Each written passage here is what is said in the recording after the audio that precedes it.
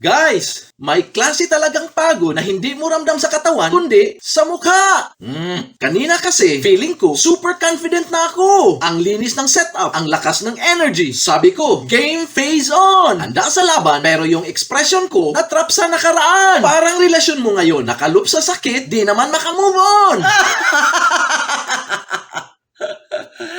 Nagsasalita ako, nag-e-explain ako ng buong buhay ko. Pero yung mukha ko, parang yung ex mo. Walang galaw sa bawat drama, iyakan mo man, para ka lang anino sa kanya.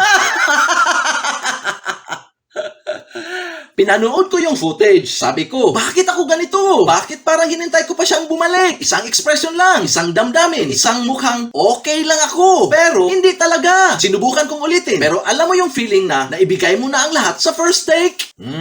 Parang yung ex mo, sinapak lahat na ng effort mo, pagbalik niya, wala nang maibigay, kundi sugat sa puso mo.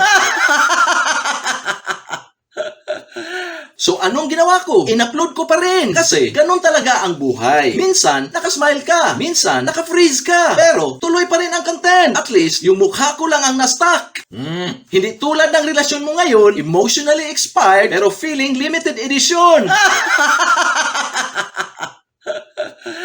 Follow for more!